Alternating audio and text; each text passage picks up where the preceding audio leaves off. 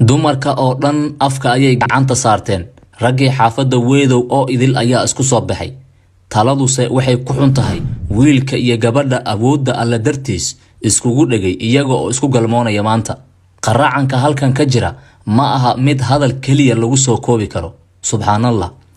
Galabnimadii maanta kaam ku yaala banaanka hore meel u dhow tabeelaha Sheekh Ibrahim ee deegaanka weedow waxa ka dhacday dhacdo ilaa iyo hadda dadkii ay u qaadan laayihiin. wiil iyo gabar kamida dadka ku nool kaamka Abu Ihsan ayaa mar qura qayla dhaan ka soo yeertay iyagoo u dadwacanaya una sheegaya in labadoodii xubnood ay isku dhagtay. markii hore cidima aysan rumaysan qayladooda ka soo dhex yeeraysay aqalka cooshada ka samaysan, balse markii xigtay waxay dantii gaarsiisay inay banaanka u soo baxaan iyagoo qaybna ka dadan qaybna ay cawradoodu bannaan tahay, taas oo kadib sababtay in ay isku soo baxaan dhammaan dadkii ag deganaa kaamkan oo isugu jiray haween, caruur iyo odayaal. dadka deegaanku inooma xaqiijin in wiilka iyo gabadhu isku dhagay ay isqabeen oo annagana ma xugmin karno. hase yeeshee sida aan ka soo xiganay 3 qof oo goobta dhacdana ay ka dhacday tagay goobjoogana u ahaa, waxay inoo sheegeen in gabadha iyo wiilkuba ku doodayeen oo afkooda laga maqlayay iyaga oo dhahaya khudbad sirro ayaan isku qabnay. waxay ahayd arin argagax ku beertay dadkii halkan isugu yimid. qaylo, inkaar iyo duco ayaa isbarbar socotay. dadka qaar ayaa wiilka iyo gabadha ku tilmaamayay inay yihiin dhal shaydaan, halka rag u badnaa odayaal ahludiin ahna ay afka ka qaadi waayeen qoolkii eebe iyo baryada alle. in dadkan sheegaya inay isqabaan haddana isku dhagay uu alle faraj degdega u kala furo. muddo saacad iyo bar oo dhacdadan ay taagneed waxaa 20 oday oo kamida ragga degan kaamka qur'aankana si wanaagsan u yaqaana la wariyay inay go'aamiyeen in labada dhibane lagu xareeyo qolka cooshada ka samaysan, dadkuna ay kala tagaan. kadibna waxay bilaabeen quraan saaris, taasi oo markii dambe lagu guuleystay in alle uu lamaanaha isku dhagay kala fujiyo. markii alle uu u fududeeyay wiilka iyo gabadha xaalkii ku adkaa, waxaa la wariyay inay labaduba sujuud la dhaceen iyagoo alle uga mahad celiyay inuu u fududeeyay arinkii ku adkaa iyagoo aan ku kulmin sifo aan xalaal ahayn sida laga soo xigtay. laakiin waxay sheegeen in imtixaanka iyaga la tusay uusan alle ku dulminin uu alle ka doonayay inay wacyigelin iyo cibro qaadasho u noqoto kumanaan adoomo ah ficiladan xun ee laga digay caadaystay sameentooda.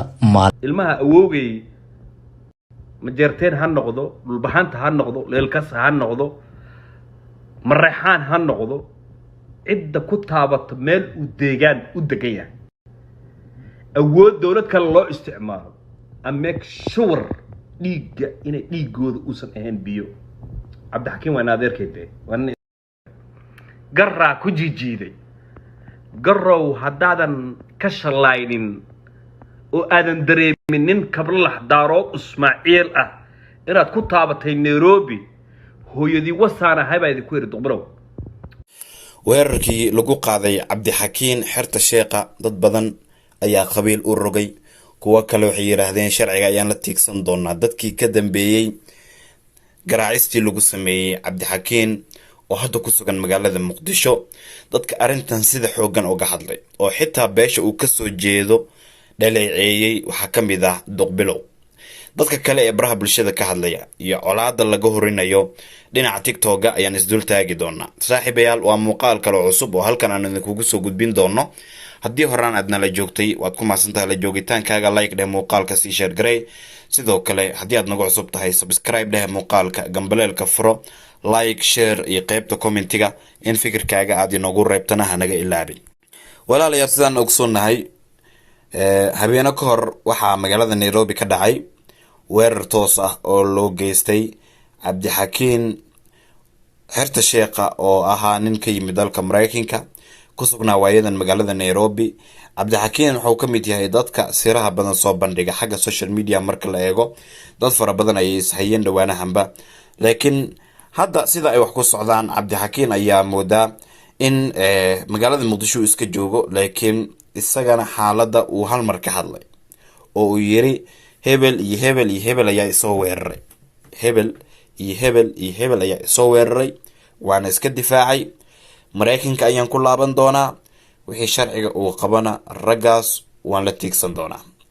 dabcan cabdixakiin hadalkiisa markaan dib ugu laaban waxaa muuqanaysay dadka qaar ee weerarka uu ku eedeynayo in ay yihiin muwaadiniin maraykan ah oo maraykanka ay isla joogeen qaarkood, magacyadoodana wuu sheegay. arrintii qabiil ayaa loo rogay. dadka qaar waxay leeyihiin beesha garre dad ka soo jeeda ayaa qayb ka ahaa weerarkii lagu sameeyey walaalkan cabdixakiin. dabcan iyaga is yaqaana dadka. cabdixakiin qabiilada qaar mausan soo hadal qaaday, shakhsiyaad ayuu soo hadal qaaday, laakiin dadka arinta qabiilka sida weyn isugu dultaagaya waxay ku jiraan tiktoka. waa dad saaxiib la-ah qaarkood, waa dadan ku qabiil ahayn qaarkood cabdixakiin oo leh reer hebel ayaa wiilkeena weeraray, kenya dowlad ayaa ka jirta, waxaan u baahannahay in reer hebel shaqo laga qabto oo arintaas lagala hadlo. duqbilow wuxuu ka mid yahay dadka social media activist ah, aada iyo aada uga hadla arrimaha siyaasadda, badanaa arrimaha bulshada kama hadlo. dhinaca kalena wuxuu ka mid yahay dadka sida weyn uga carooday wixii ka dhacay magaalada Nairobi. weerarkan horta waxaa sheegtay Daahir Calasow oo isagoo live ku jiray yiri caawa maxaa ku dhacay ninka ilkaha laga daadiyay, sidaan way ha ahaato. Daahir waa laga yaabaa in dad lacag uu siiyo, Daahir waa laga yaabaa in dad asxaabtiisa kamida uu u adeegsado, wayna u badan tahay, way wax dhici kara waay. horeyba Daahir waa looga bartay arrimahaas oo wax ku cusub maaha.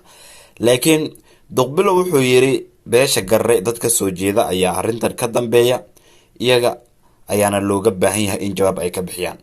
weliba duqbilow wuxuu ku hanjabay in magaalada Nairobi uu imaan doono, arrintan sidii dowladda Kenya uu ugala hadli lahaa, loo soo qaban lahaa dadkii falkaas ka dambeeyey, uu isaga kaalin uga qaadan lahaa. weliba duqbilow wuxuu aada uga carooday Soomaalida degan Kenya oo uu ku tilmaamay in ninkan in adeerkood ah in la garaacay ay indhaha ka qabsadeen oo dhagaha ay ka fureysteen oo aysan waxba u qaban.